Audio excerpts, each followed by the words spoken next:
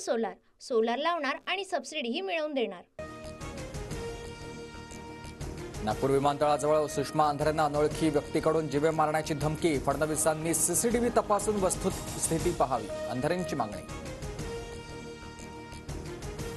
उद्धव ठाकरे आज अधिवेशनात हजेरी लावणार। नागपूर विमानतळावर काल आमदार आणि कार्यकर्त्यांकडून ठाकरेंचं स्वागत। मंत्रिपद न मिळाल्यानं भुजबळांच्या नाराजीचा स्फोट। जहां नहीं चैना वहां नहीं रहना, भुजबळांकडून बंडाच्या तयारीचे संकेत। उद्या प्रमुख पदाधिकाऱ्यांची बैठक घेत भूमिका जाहीर करणार। एक है, जहां नहीं चैना वहां नहीं रहना। मंत्रिपद आलं आणि गेलं, मी संपलो नाही, पण मला जी वागणूक देण्यात आली त्यामुळे मी दुःखी। भुजबळांचं वक्तव्य। मी खेळणं आहे का तुमच्या हातातलं, भुजबळांचा संतप्त सवाल। शरद पवारांनी भुजबळांना तळहाताच्या फोडाप्रमाणे सांभाळलं होतं। भुजबळांवरील प्रत्येक आरोपाला उत्तर द्यायला पवार उभे राहायचे, आव्हाडांचं वक्तव्य। अजित पवारांसोबत चर्चा केली नाही, त्यांच्याशी चर्चा करणं गरजेचं वाटत नाही। मंत्रिमंडळातून वगळल्यानंतर भुजबळांचा अजित पवारांवर निशाणा। छगन भुजबळांची नाराजी टोकाला। नागपुरातील हिवाळी अधिवेशनात सहभागी न होण्याचा निर्णय। नाराजी नसल्याचं सांगतानाच मुनगंटीवारांचं मोठं विधान। एका कुटुंबातला मुलगा दुसऱ्या चिन्हावर उभं राहून मंत्री होतो, मग माझ्यासारख्या निष्ठावानावर पक्ष का काढणार, मुनगंटीवारांचं वक्तव्य।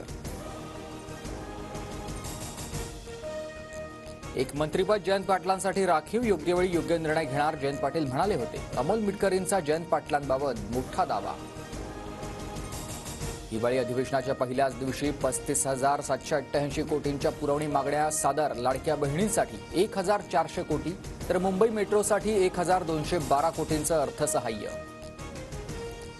बीडमधील सरपंच संतोष देशमुख हत्याकांड प्रकरणी तपासाला वेग। सीआयडीचं पथक 2 दिवसांपासून बीडमध्ये तळ ठोकून। सीआयडी अधिकाऱ्यांनी घेतली देशमुख कुटुंबाची भेट।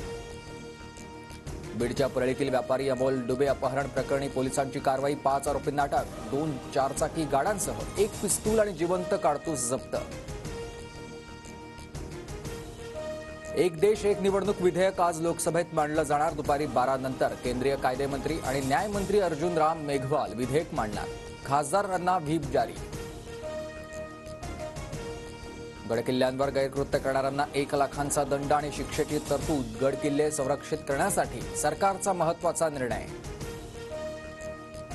नाशिकमधील लासलगाव बाजारात कांद्याचे दर 10 ते 12 रुपये किलो, तर मुंबईच्या एपीएमसीमध्ये कांदा 30 रुपये किलो। मात्र किरकोळ बाजारात अजूनही कांद्याचे दर 60 ते 80 रुपये।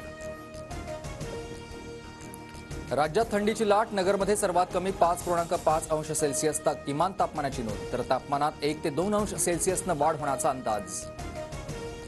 इस्रायल हमास सोलार सोलार लावणार आणि सबसिडीही मिळवून देणार।